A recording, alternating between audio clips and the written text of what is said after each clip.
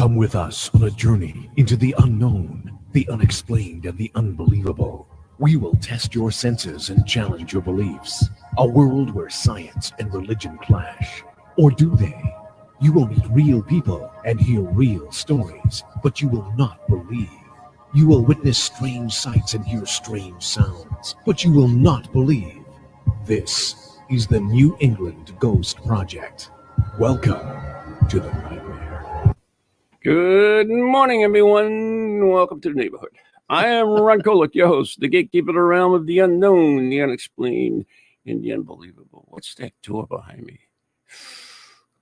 A door? It's a door to the studio. Door behind me. Yeah. I'm going to be looking at that thinking there's a ghost coming out of it or something. Anyways, with me, the man who ghost of my career, maybe. Yeah, well, both of ours. Yeah. The man who knows it all, the Professor Lou Blasi. Or if you don't know it, he can fake it. Yeah, well, that's true. I have gotten quite good at that. Yeah. Anyway, so I know you got something to talk about. I was just trying to figure out if you want to dig into it. Should we dig into it first, or I was going to hit the Olympics because. Oh well, let's hit the Olympics because it's apropos. I was so excited the women's soccer team lost. Well, I never. Just don't like that woman. So, do you watch the Olympics? Normally, yes. I have not watched a second of it this time around. I normally don't. I don't watch the Olympics. Don't watch the Boston Marathon. It's like whatever. Oh, I cannot stand the Boston Marathon. You know, way back, I used to when Rogers was running years ago. You know, I just like follow it a little bit. Now I don't really give no interest whatsoever. It's a blight on the city. Yeah, it's just, you know. No, it's fine. It's fine. Go do what you do. Exactly. But I don't need to hear about it. Yeah, especially the coverage they have. I mean, certain things they just coverage to death. But remember when they wanted to have the Olympics here in Boston? You remember what that would have been like? Yeah, God, yeah. I called it at the time, and I stand by it. The worst idea I've ever heard. Who was that, Menino?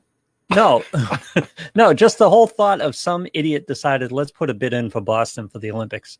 It's the worst idea I've ever heard. I can't imagine a worse idea than that. I mean, those, you know, before this, I was looking at like farmer sites, and like some of them are like total. Oh, they spend millions and millions of dollars, and they're like garbage now. You know, all tagged out, totally abandoned. In many cases, Oh yeah, many abandoned. Yep. And but I mean, construction the way the city is right now, and the construction for the Olympics, and then can you imagine the 2.5 weeks or however long they are? Just all that congestion here in COVID Boston. all over again. You stay in for 2 weeks. Just the world's worst idea. The worst idea I've ever heard is an Olympics in Boston. Yeah. So do you know the history of the Olympic Games? Vaguely. I mean, you know, the Greeks put on these games a long time ago. Well, did them in the nude. I knew you would pick that up. Whenever anyone talks about it, that's all I talk about. How can you do? I'm sorry, I could never be a nudist. How can you do anything in the nude? I'm talking about total nude. I'm not talking, you know, loincloth or something. Even then, the Greeks of the time seemed a little less conscious of such things. They didn't really seem to care all that much. To me, it's not so much conscious. It's just, I mean, at least, you know, clothing is more than just for consciousness or trying to shield people from it's also protection as well. I mean, I know working, like, you know, how many times that's why I wear gloves. By the way, if you're working, dollar store gloves, those are pretty damn cool. I use those. Work gloves? Yeah, they are. They got like a some type of a vinyl or whatever. Hand, you know, the front part of it, and then the rest is all mesh.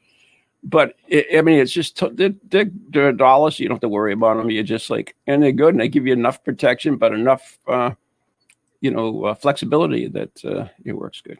So, anyways, the Olympics thing. The first written records of the ancient Olympics date back to 776 BC. I remember that. When a cook named Bobby Flay Sorry. I don't think it was Bobby Flay. But Could be. You never know. Could be Dorian Gray, you know, all over again. Corobius or Corobus won the only event. Oh. It was a 192-meter foot race called the Stade. The origin of the modern word stadium. Really? Yeah. Hopefully they did it on grass. They were doing it naked. Well, I mean, we. So basically, what we're talking about is the Olympic Games were the result of a barroom bet in Greece in 700 BC. Well, I can run faster than you. No, you can't. No, it's a little bit more than that because it was religious. Oh, okay. To become the first Olympian champion was the cook. One for the cooks. However, it was generally believed that the games had been going on for many years prior to that. Oh. Legend has it that Heracles, Heracles. No, I was thinking Hercules. Okay. Oh, Roman is Hercules. See, that's the thing. I always remember that in ancient history when I was learning, because the Roman Empire and the Greeks, they kind of like Romans pretty much stole everything and just changed the names. So derivative, yes. Yeah, you know, like Mars and Ares, and I mean they just changed the names. How much difference between Greece and Italy is there actually? Oh, quite. And this comes from an Italian. Quite a bit. I don't know. Yeah, quite a bit. Especially Eastern Italy. It's basically Greece. Yeah. Yeah. So, anyways, Hercules, we'll call him, son of Zeus, and a model woman named Alcmene. Okay. That's why they got the word El Camino. No. Entirely possible. No. Founded the games. So these two dudes, Hercules and a model woman named El Camino. See, it's always a woman behind you. Yeah. Which ended, which was at the end of the 6th century BC, and had become the most famous of all Greek sporting festivals. Hang on. I have to scroll as usual. Now, here's why it's so apropos. The ancient Olympics were held every 4 years between August 6th, which is today is the 2nd, and September 19th, during the religious festival honoring Zeus. The games were named for their location, Olympia, of course, sacred site, and located on the western coast of the Peloponnesian Peninsula in southern Greece. Their influence was so great that ancient historians began to measure time by 4-year increments between Olympic Games, known as Olympiads. Olympiads. I thought that was a feminine product. I have no idea. Go in there. I'm sure. Olympiads, not Olympiads. Oh, whatever. Wait a minute. Where is this? I don't care about that. After 13 Olympiads, 2 more races joined the Stade. Okay, so they added some new events. Yep. The Dialos, Diaulos, roughly equal to today's 400-meter race, and the Dolikos, Dolichos, the long-distance race, possibly comparable to the 1,500 or the 5,000-meter event. The Pentathlon, Pentathlon,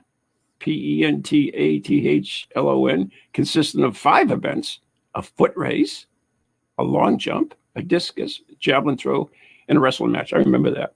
That was introduced in 708. Actually, I remember that. I went to the first Olympics there. And, okay. Yeah, it was cool. It was really cool. And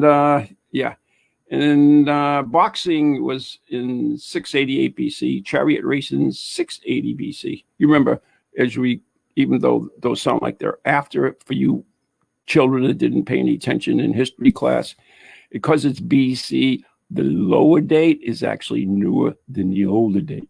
Yes. Remember that. Okay. Thank you for the update. Well, today's society, you never know. Kind of like we don't do any history anymore or true. Anything that's right. Participants in the ancient Olympic Games were initially limited to freeborn male citizens of Greece. There were no women events. That's when we went downhill. We started adding women events. Oh, no, I disagree. Oh, yeah, that's right. They had lingerie football.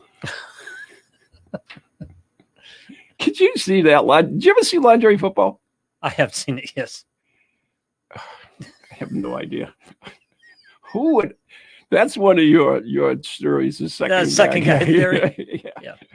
Who thought that was a good idea? I have no clue. I mean, it sounds good, but beyond that, like the original second guy event was the one where the landing gear wouldn't come down, and some guy said, "Let's put a guy in the back of a pickup truck, and he'll reach up while the plane flies over the runway and pull down the landing gear." Hey, there you go. Yeah, great idea, right? But it never happens unless the second guy goes, "That's a great idea." It's true. Right? You need that second guy in America. Yeah. But that was like no cost, right? Mm. The people who put on the lingerie bowl, they had to convince the company. That was a league, more than just a bowl, a league. A league, yeah. Yes. They had to go through a bunch of people to spend a ton of money. And they had sponsors, which sponsors thought that this was a good idea too. Exactly, right. Yep. I wonder how many jobs were lost over that. I don't know. That's the story of the Christmas party. Remember the lingerie league? Yeah. Remember when I used to work for Disney and I thought it was a great idea? But do you remember, and it's not the same thing, of course, but you and I are old enough. You remember roller derby? Well, it's still around. It's still around? Yeah, roller derby's still around. Are they still doing it? Yeah. Oh. It's not, I used to love that on Saturday mornings. It was actually pretty good. It was great. The Kansas City Bombers. Yeah. Yeah, remember them. It was like a cross between a sport and wrestling. It's yeah. Like there was a script, there were heels, there were, heroes or stuff like that. Oh, yeah. But then they'd go out and beat the living crap out of each other. Basically wrestling on skates. Yeah, basically it was wrestling on skates. Oh, it was so cool. Yeah, I have no problem. And it's still around, I believe. I'm not 100% sure, but I'm pretty sure it is. Some people name me a second team. Oh, I can't. That just popped in my mind. You remember names. Yeah, no, I understand. Why, you got one? I'm going to. All right. So anyways, the participants of the ancient Olympic Games were limited to freeborn male citizens of Greece. There were no women at the event. Married women were prohibited from attending the competition. Well, the guys were naked. Yeah, but single women, that's okay. I'm just saying. So you're looking that up, right? What, the roller derby? Yeah. Yeah. So while you're doing that, I got a new book at the my thrift stores. And so this is 10 odd discontinued Olympic events. Swimming obstacle race. This was a highly unusual yet undeniably fun 200-meter race. Competitors first had to swim to a pole, climb up and climb down the pole, then swim a bit, climb over 2 boats, after swimming under 2 more, then swim to the finish. The race was held only once during the 1900 Olympics and was won by Frederick Lane of Australia. Oh, God. I like it. Yeah. How about distant plunging? Distant plunging? Yep. Okay. A silly sport that almost certainly attracted equally silly people. This event was held only once in 1904.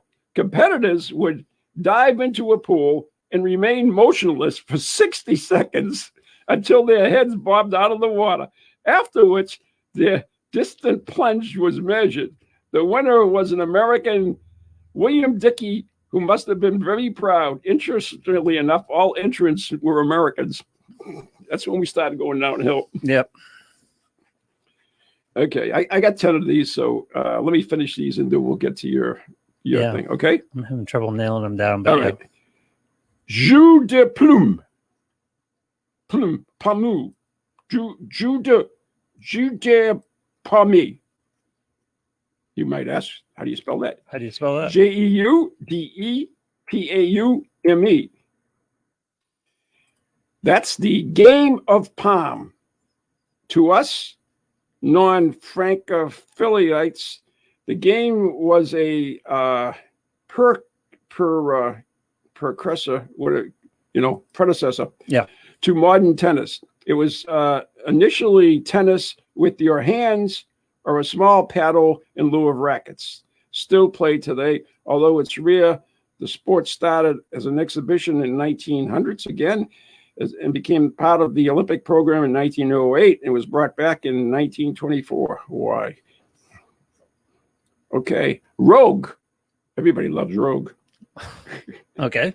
An American variation of a French sport of croquet. It was played during the 1904 St. Louis Olympics.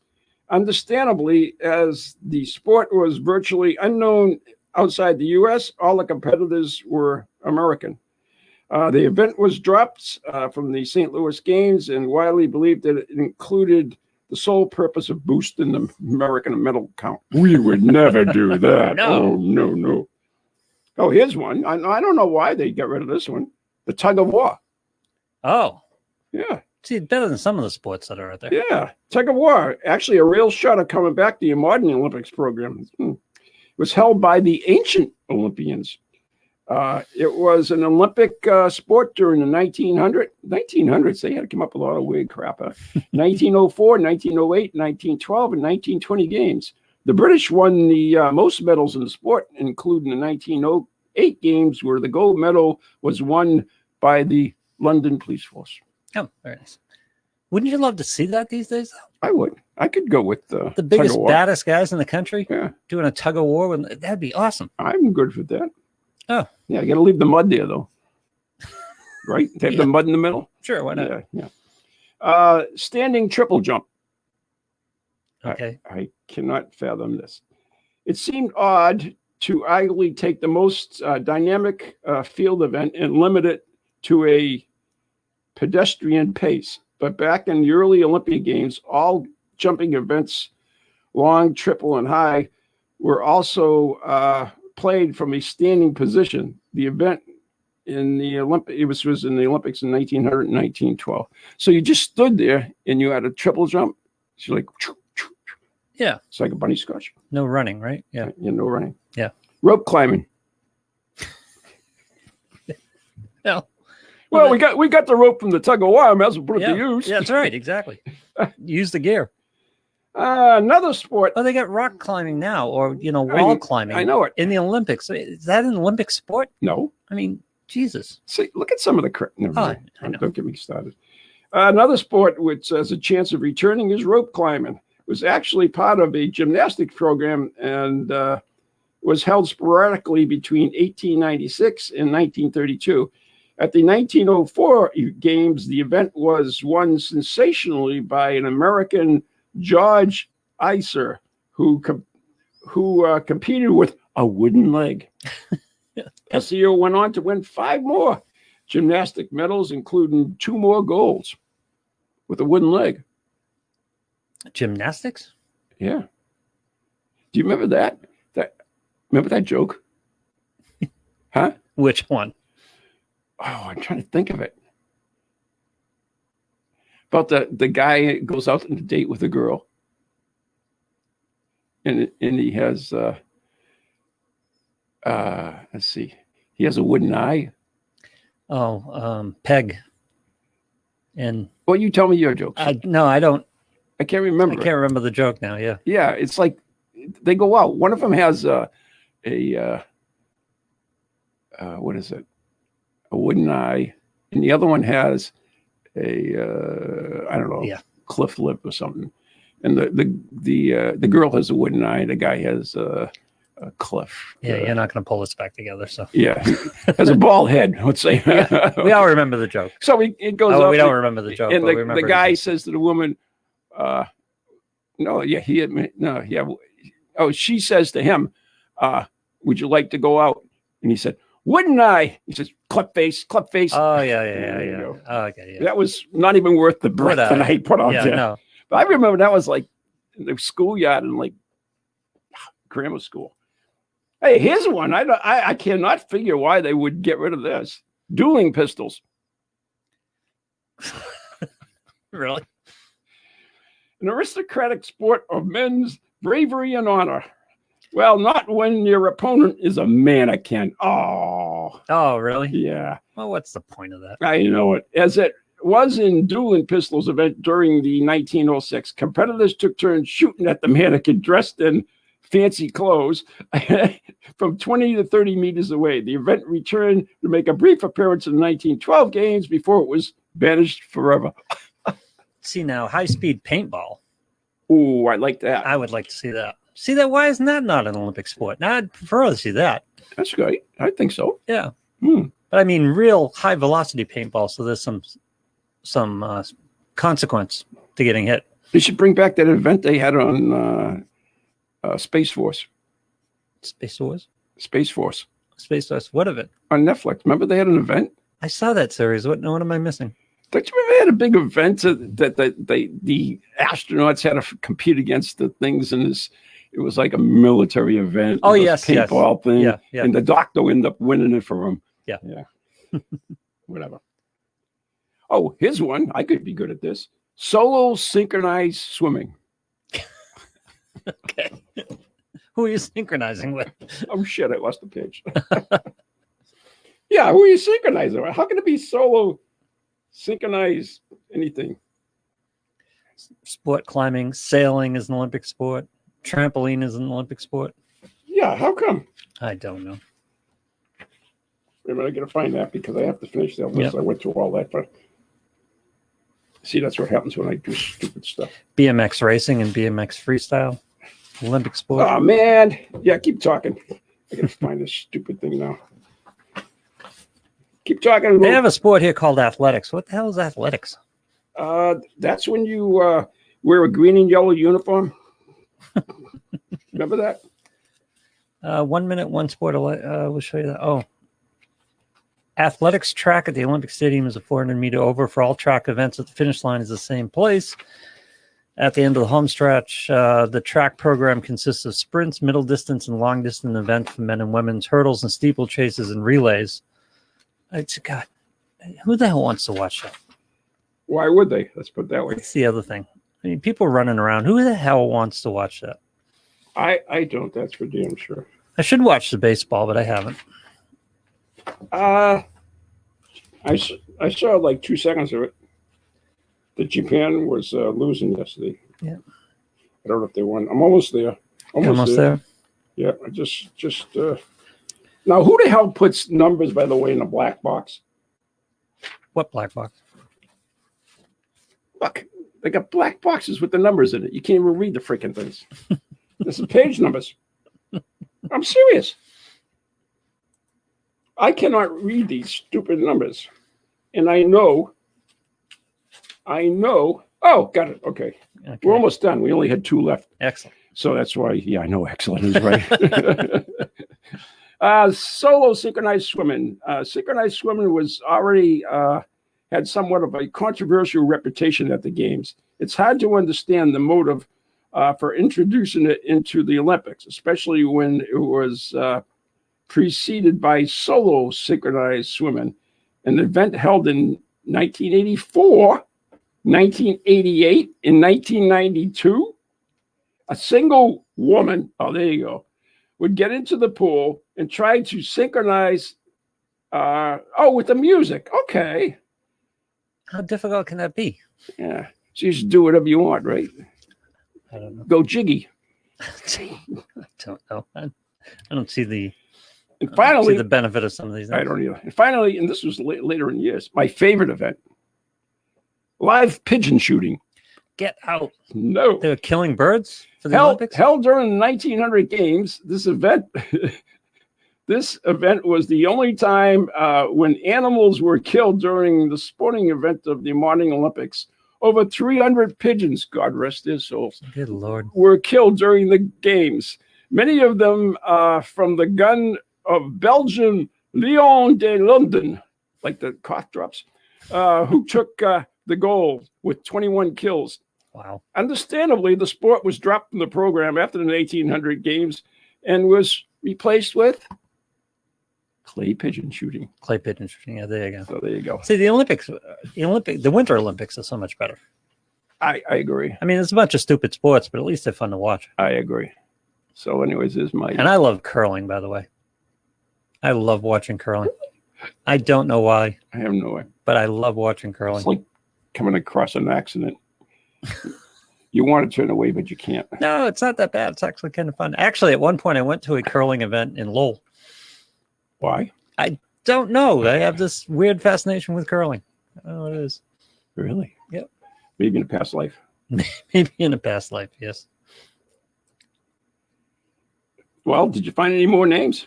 Roller derby names? Yes. Yeah, I mean, it's not laid out that clearly, but let's see. On a couple of things on Wikipedia here, there are also the more theatrical imitation called Roller Games was started in '61 in Los Angeles, featuring retired roller derby skaters who chose not to make the move to San Francisco.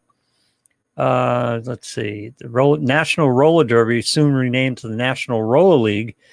The NRD consisted of the Northern Hawks, sometimes billed as Chicago Hawks, the New York Bombers, the Texas Outlaws, the Detroit Devils, the Los Angeles Thunderbirds, nicknamed the T-Birds, and the Philadelphia Warriors. Is that the area we're looking for here? I don't know. This is in the 60s. Could be. There was a Canadian Roller League. There was the Japanese Roller League. Oh, my God.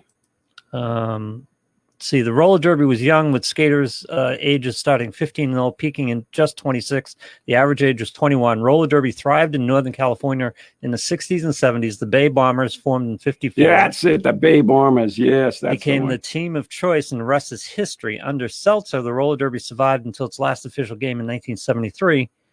Let's see. During the last 2 years of the Seltzer-owned derby, the sport went nationwide, with games being skated all over the country and teams adopting various cities as their, quote, home base. The Pioneers skated in the Chicago area, the Jolters in Cincinnati, the Chiefs in New York, and the Bombers in Northern California. For a brief period, the Bombers were replaced by the California Golden State Bay Area Chiefs. But the ever-loyal Bomber fans didn't stand for this very long, and soon the Bombers returned with their familiar brown and orange uniforms. Well, there you go. But I have some... See, that would be a movie. That's a movie I'd like to see. There has been. The history of roller derby? Oh, not no, like a docudrama, not a documentary, but like a docudrama. Yeah, okay. I would love to see that. What's your roller derby movie, by the way?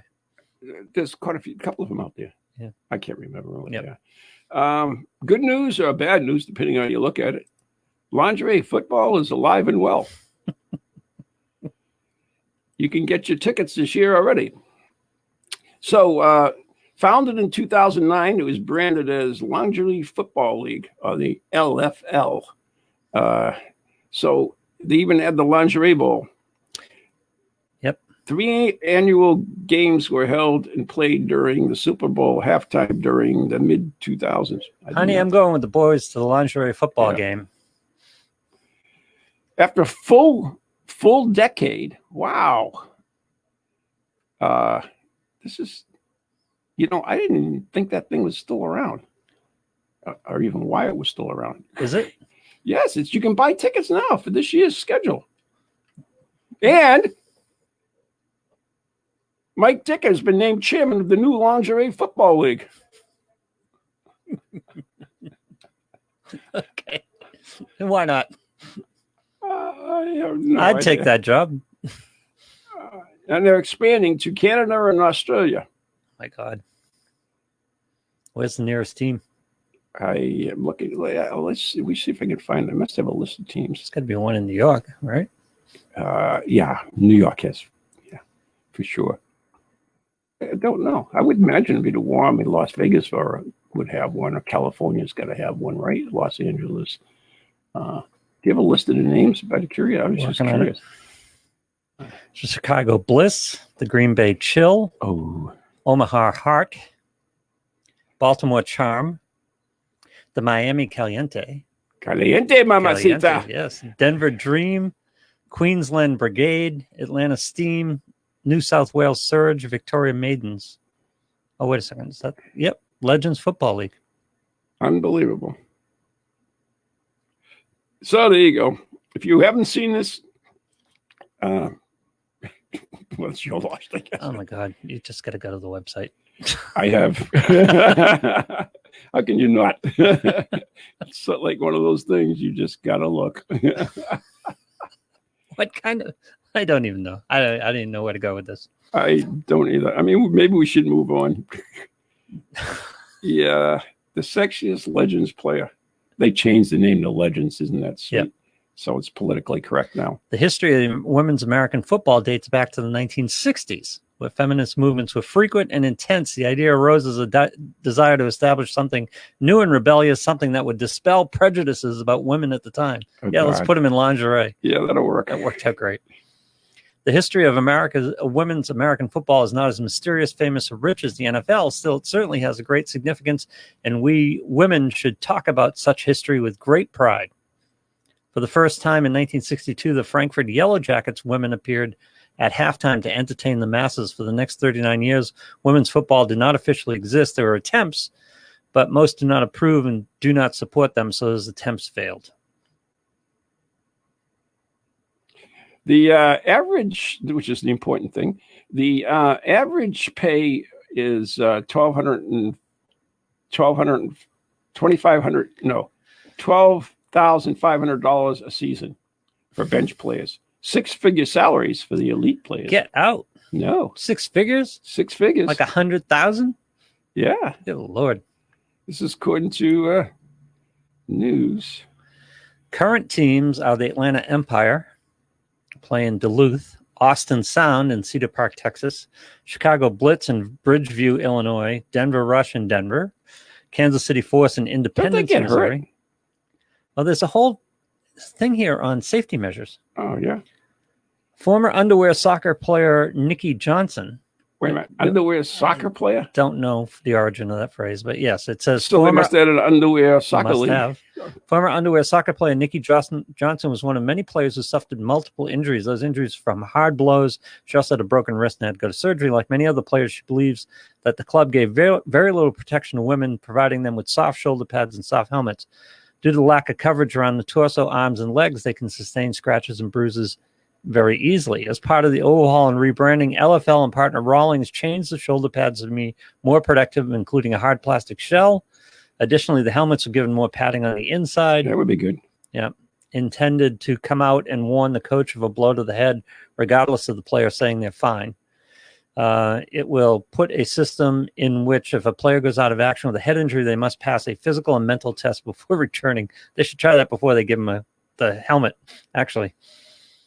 Unbelievable. At the beginning of the 2014 U.S. season, Bauer unveiled new LFL helmets designed to be a more hardened outer shell and more padding than the MCP helmets used in the last 4 years. Oh, that's good. Los Angeles Black Storm, the Omaha Red Devils, Seattle Thunder. Wow, there's a lot of former teams here. Well, according to this, it went from 12 to 6 in the U.S. Yeah, but there's got to be 30 former teams here, including from Manchester, New Hampshire. Really? New England Liberty that played in 2016. Yep. Okay. All right, we should move on. Yes, by all means. I'm going to close this out now and get on with the rest of my life. All right, a story we've talked about often on the show. Hang on a second. No. Hang on 1 second. Okay. 1 second. I just want to. You can watch the lingerie football team on YouTube. Okay. Just for those who are interested. Lingerie football TV series, full cast. On YouTube? Yeah. Yeah. So you can watch it on YouTube. Looks like a challenge to me. But we can do that another time. All right. So anyways, yeah, we've gone enough in this. Oh, by the way, there are quite a few Olympians in current Olympic that believe in ghosts. So there's our paranormal connection there, by the way. Really? For example, who? The girl that wimped out on the Olympics. She wimped out? Yeah, with the star gymnast. Oh, Simone Biles. She didn't wimp out. It's a little hard. Well, whatever. Anyways, yeah, she believes in ghosts as long as there's a whole list of people that are on there that all. How did it come up that she believes in ghosts? They interviewed them. interviewing this whole listener. You can go on and listen to their interview. It's done by one of the Channel 10 Boston. It lists a bunch of guys. This one guy said, I grew up in a haunted house, and the guy, they range from everything from bobsled, skateboarding to volleyball to the whole gymnastics, everything. Are there Olympic ghosts? No, I couldn't find any. I looked everywhere because I wanted to bring that up. But anyway, all right. So we do have to move on. We had something that you wanted to bring up, and so I'm dying to hear what it is, Lou. Wait a second, because now I got you itching. This just has to happen at this point. You got to find YouTube lingerie football. I got to find YouTube lingerie football. Yeah, videos of lingerie football on TV. Just search that, and there you go. Wait a second. In all fairness, I don't know why they have to wear whatever. Why do they have to wear what? All right, there we go. I'm not a woman, so I don't know what it feels like. Oh, you're putting it on. I'm putting it on, yeah. Okay, there you go. So if you're watching this, you can see lingerie football. Look at that, just like a regular football game. Geez, run pass option. Yeah. Wow. Sweet. Yeah, they're all that excited. Actually looked pretty good. Yeah. I've seen better than some football games I've seen. I've seen teams run that play worse. Whoa. Kind of sold out on the play action, but still. Yeah. Well, there you go.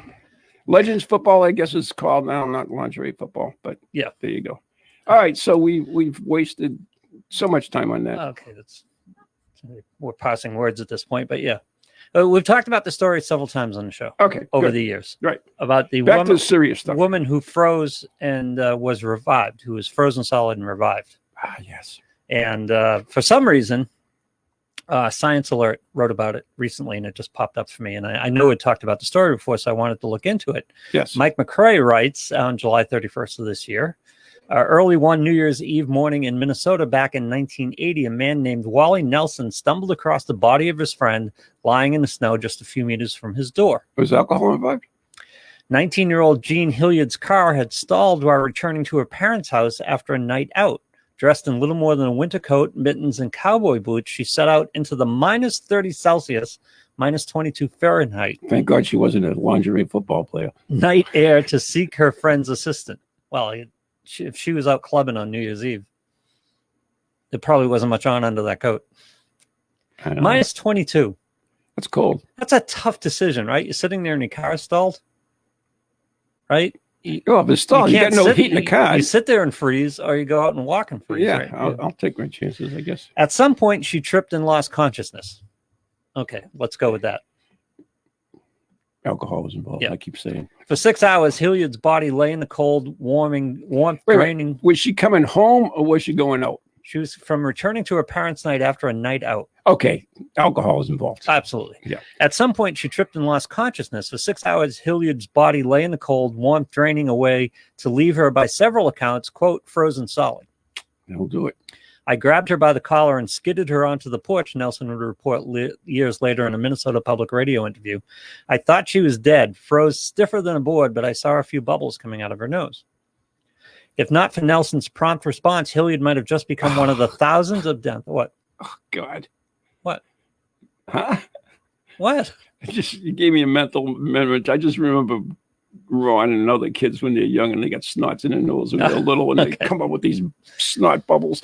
If not for Nelson's prompt response, Hilliard might have just become one of the thousands of deaths chalked up to hypothermia each year. Instead, her tale has become part of medical lore and scientific curiosity. Stories of people surviving freezing temperatures are unusual enough to be newsworthy, but aren't exactly rare either. In fact, and I remember you telling me this at the time, in fact, medical specialists in cold climates have a saying, nobody is dead until they're warm and dead. There you go. Yeah. The realization that extreme hypothermia... Stick a fork in them and they're done. No one is dead until they're warm and dead. Right. It's a saying that's gone with me since you introduced me to it years ago. Yeah, if you get...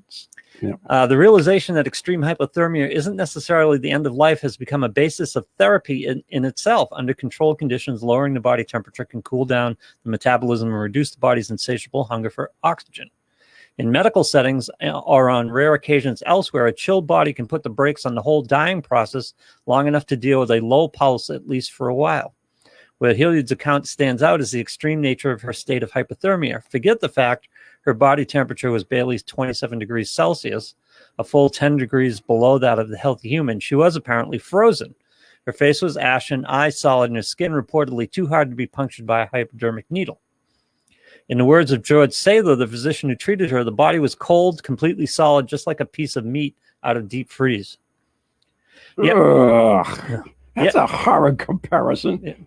Yet within a few hours, warmed by heating pads, Hilliard's body returned to a state of health. She was talking by noon, and with little more than some numb, blistered toes, was soon discharged to live an unremarkable life unaffected by her night as a human popsicle. To friends and family and community, it was all thanks to the power of prayer, but where does biology stand on the matter? Unlike many materials, water takes up a greater volume as a solid than it does as a liquid. This expansion is bad news for body tissue caught in a cold, as their liquid contents risk swelling to the point of rupturing their containers. Even a few stray ice crystals blooming in the wrong place can pierce cell membrane, and so on and so forth. And then it goes on to talk about how some animals have adapted to this sort of thing. Without anything more to go on than external observations, it's hard to say for sure how Hilliard's body withstood being frozen.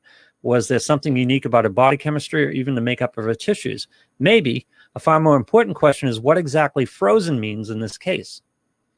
Although low, Hilliard's core body temperature is reportedly still far above freezing. There's a world of difference between a metaphorical chilled to the bone and a literal solidified water in the veins. In fact, Hilliard's body felt solid as a common sign of severe hypothermia, as muscle rigidity increases to such an extent it can even resemble rigor mortis, the stiffening that happens to a dead body. That the surface of a body was cold and white, even her eyes appeared glassy and solid, might also be less surprising. The body will close off channels to blood vessels under the skin to keep organs functioning to the point the body will look ashen and remain remarkably cold to the touch. For medical staff persistent enough to try their luck using a smaller gauge hypodermic on heavily constricted veins, especially if they're covered by a thin layer of dehydrated skin pressed against refrigerant, we might even imagine a bent needle or two could result.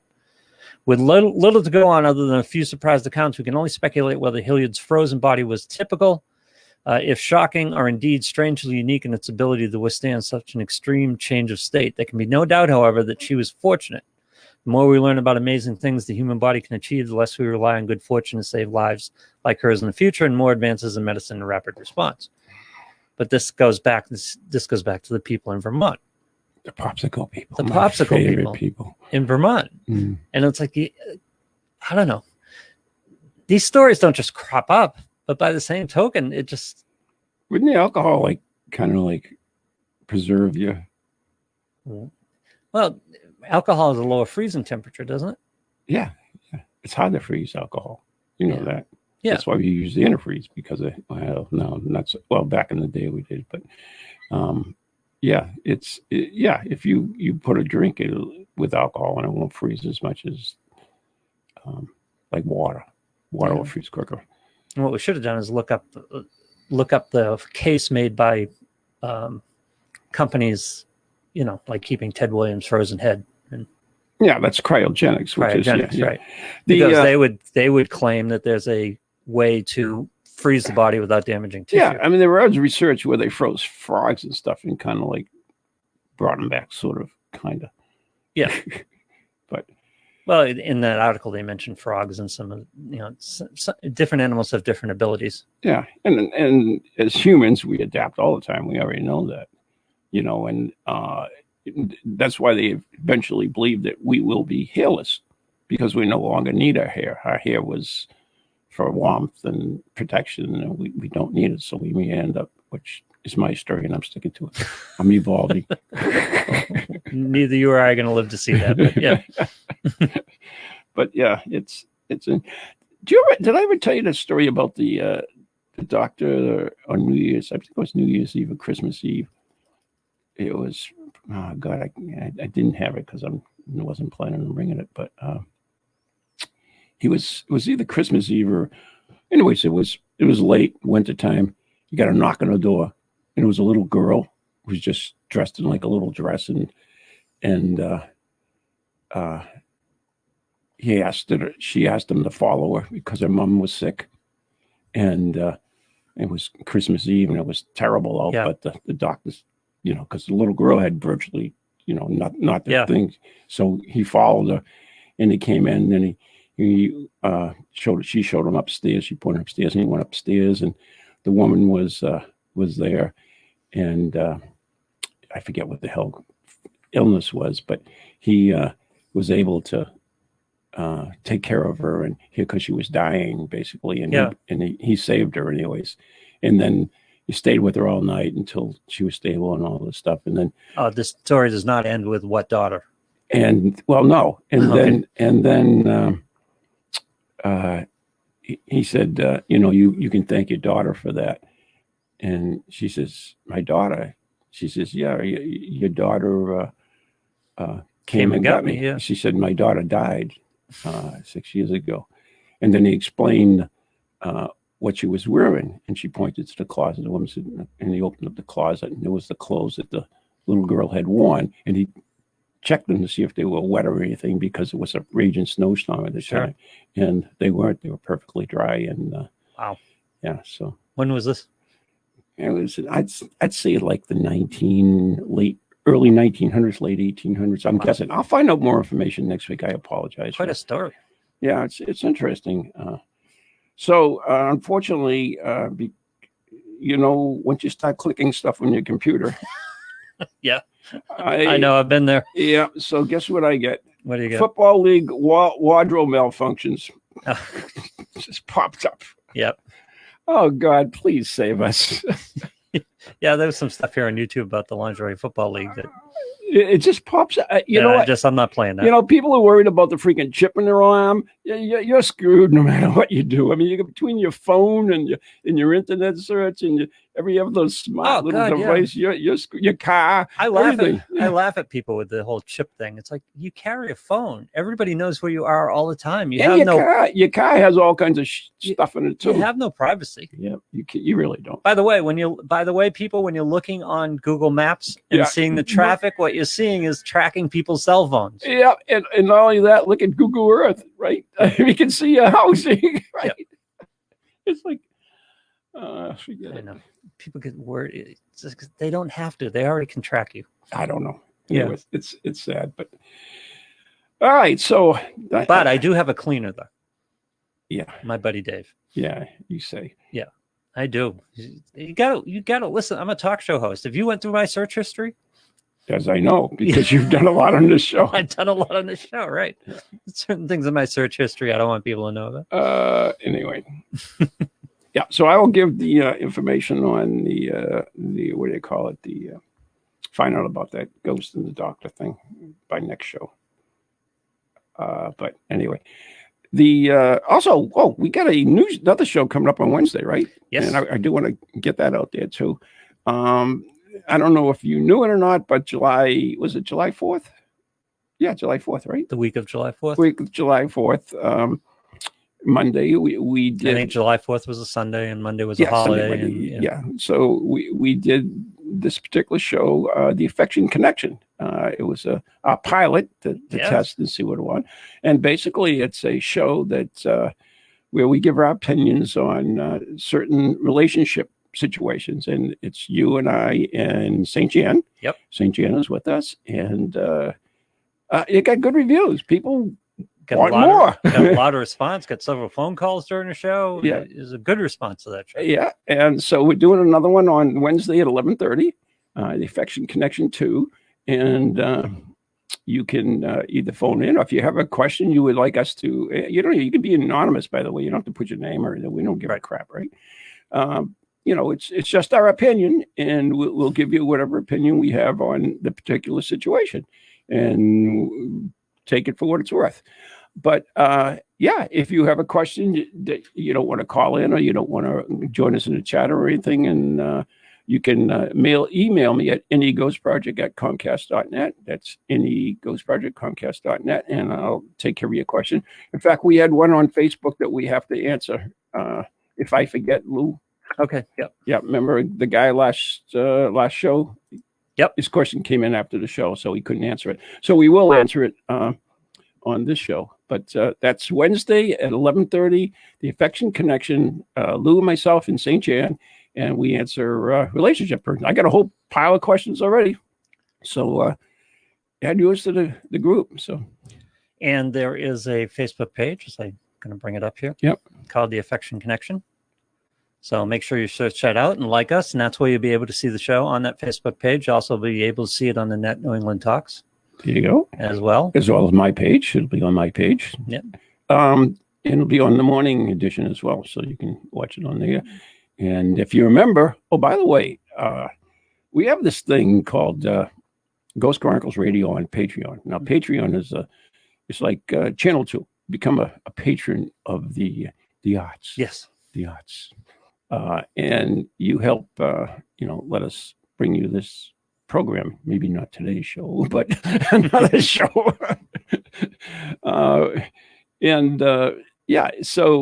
But, you get something in return. We have, I think, 25 videos that's on there now that people can watch. Only Patreon members. Exclusive content. Exclusive content. Mm-hmm. Some of it you cannot get anywhere else. Actually, all of it you can't get anywhere else, I believe, at this time. With many guests and some tales and stories. Tales, yep. Yeah. You get, for instance, if we have an investigation, you'll get the first results of the investigation there. And for those who are on for a year, you'll get the Ghost Chronicles magazine, which nice. Is it's an what do you call it? E-magazine. When's the first year come up? It's coming up close. Oh. Yeah, I was just talking to Lisa about it, and we're putting it together. And this is a magazine that we were originally going to do, and we have lots of contributors from all over the world, actually.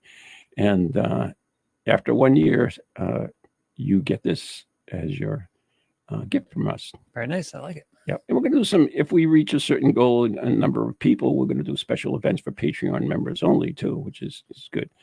But yeah, so you can join us. It's like $3 a month, I believe. Yeah, $3 is the thing. And we have one guy, God bless him, and Craig the Groot, who gives us $5 a month.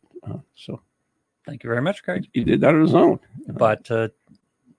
Bought Ron's McDonald's coffee. No, for the show. It goes towards the show. But anyways, so become a member. Go to Patreon, Ghost Chronicles Radio on Patreon, and like I said, it's 25 right now exclusive videos, and that's about it. Join us on Wednesday for the Affection Connection at 11:30 on the Affection Connection page. It'll be on this page as well. It'll be on this page, Ghost Chronicles page. It'll be on my own personal Crave Ronald Kolick. So I'll try to get it out as much as I can to, it'll be on the special Facebook page for Patreons too. So they can watch it there as well. So and on the Net New England Talks as well. You can check that out and like that page too for us, please. Oh yeah, there you go. So those are all. So what do we got for time? Oh, I guess we're all done. I felt this was coming to an end for some reason. I must be psychic. Yeah. You have a clock in front of you. Yeah, that works too. Anyways, we want to thank everyone for listening and turn in next week. I'll definitely find out more about that doctor in the ghost. I want to hear more about that story. And we'll come up with some other cool stuff as well. So good night, everyone. God bless and stay safe.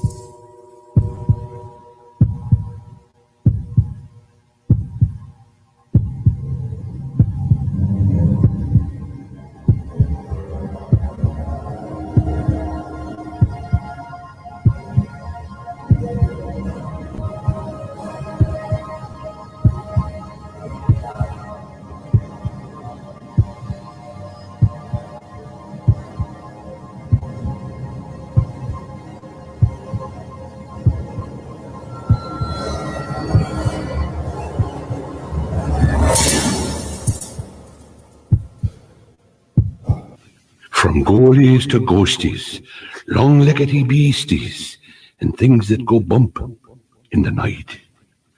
Deliver us, good Lord.